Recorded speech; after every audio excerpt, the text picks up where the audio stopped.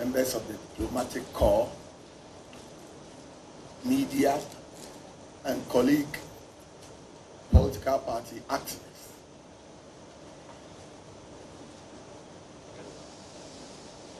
Today is 1st October, and barely 9 years ago, 2015, we were assembled here for the same purpose of getting a credible register for the 2016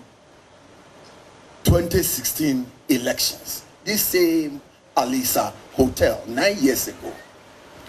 And I recall vividly, as a member of the NPP team, that when we had made our presentations about the state of the register, that it was bloated, that it was not fit for purpose, and we were calling for a new register, our colleagues on the other side said, no, the register is fit for purpose.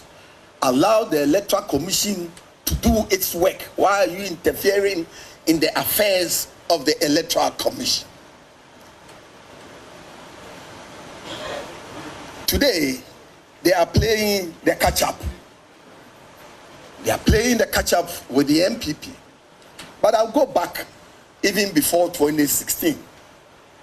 In 2008, just before the 2008 elections, NDC made allegations that there were some 13 constituencies in Ashanti region whose register have been bloated. The then commission, headed by Dr. Afarijan, also met IPAC in this same fashion and constituted a committee, one from NPP, one from NDC, and two from the other political parties. NPP nominated Kwabena Ejapong, I remember very well, and NDC nominated Dr. Percy. They went into the matter and they came back to report that it was an error from a computer input. So the allegations were dismissed. I think that we are repeating ourselves the same way. So I am very happy and I commend the Electoral Commission for instituting today's meeting to the full glare of the entire Ghanaian public and our friends from other countries. The call for audit, be it audit or forensic audit, is, and I'm repeating what the NDC said in 2015, in this same venue, that it is embedded in 91, a copy which is here, as amended by 126. That was what the presentation NDC made 9 years ago. So what has changed? What really has changed with the exhibition and various corrections that can be made on the exhibition, be it omission of names, it can be included, be it wrong spelling. What really is important is what the CI says. For example, the CI says you must be resident in the area for a minimum of 12 months before you can do a transfer. You must be resident in the area or the community or the electoral area for a minimum of 12 months before you can effect a transfer. Only last week in the Kumasi High Court, Magistrate Court, an NDC sponsored transfers were sent packing to go to where they came from in the Kumasi metropolis. A judge ruled that they were not resident in that area. So they are surreptitiously saying things, one thing, and doing the other, just to court the public support for an election they are going to lose. Don't be emotional. Don't be emotional. You must put your mind back to 2015 in this same area, how you treated the entire presentation we made. What did IEA say? IEA was made up of political parties with representatives in parliament. So it was the views of the political parties that were espoused by the IEA. So here we are, 2008, 13 constituencies in Ashanti region have their votes bloated because Ashanti is the heartbeat of NPP. These were challenged, they went through, and nothing untoward was discovered. In 2015, we made serious effort to get a new register or a cleanup, or what they now call a forensic audit.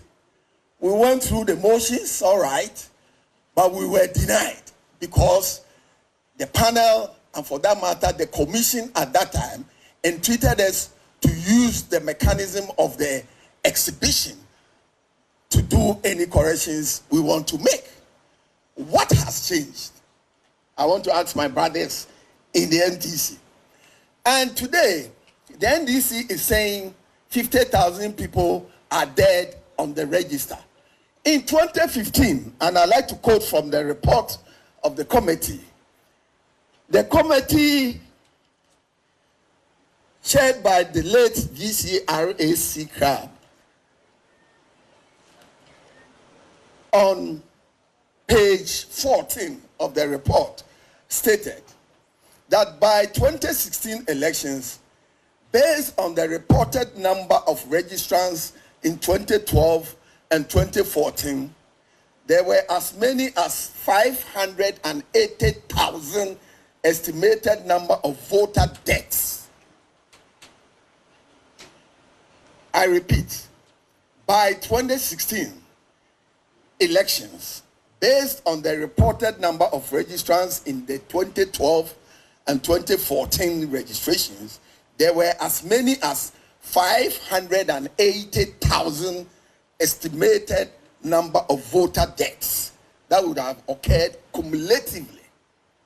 What happened? They told us to go and bring the death certificate. Where was I going to get the death certificate from? So if you have 50,000 today, it's less than what we had in 2016. But we went to the elections and we beat you with over 1 million votes.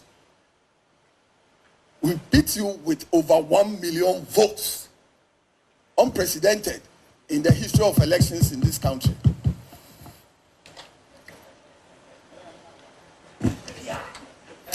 But Madam Chairperson, the committee at that time commended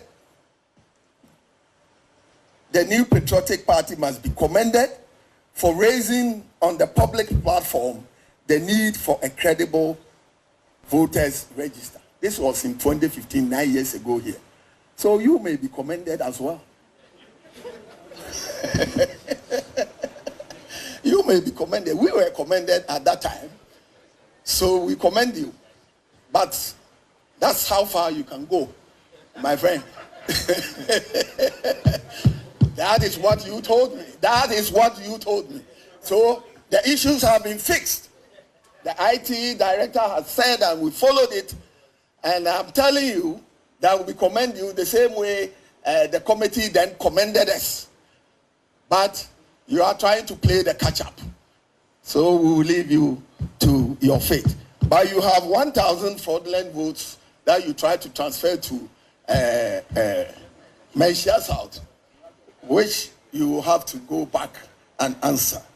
So for us, we strongly believe that what the IT director and Madam Chairperson spoke about, the presentation, is very fair and is the best method prescribed by the law on how to deal with any exigencies in the voters register.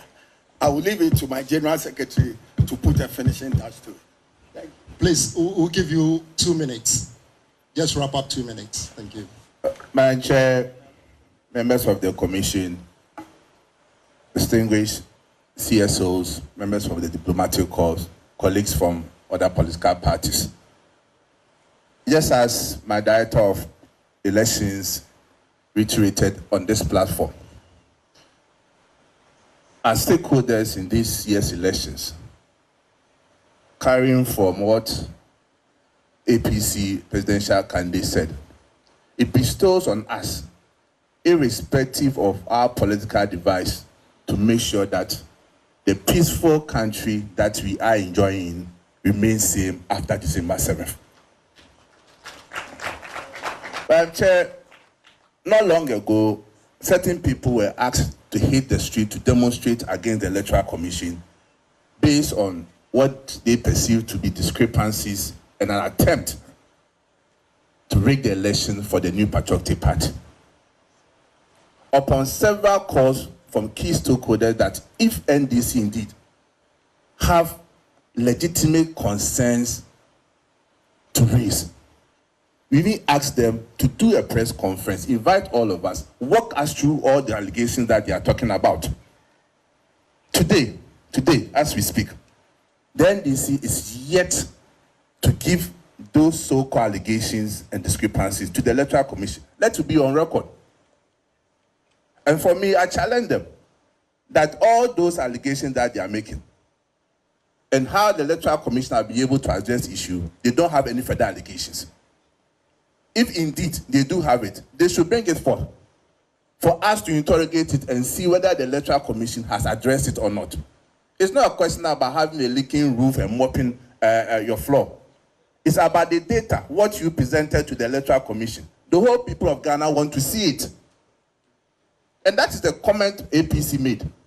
That even the request for forensic audit is needless at this point, because we are yet to see those allegations that you are talking about. And the Electoral Commission has said that they are going to furnish us with the cleanup that they have done. So, Madam Chair, we also want to know from you when we can have the revised exercise that you have done, so that we can also have another look. It is afterwards that if there is a need for us to convey again, then the issues that you are talking about, we can even think about or even consider. But at this point, we are asking you, NDC, challenge the presentation by the Electoral Commission and let all of us know. We are asking you, based on one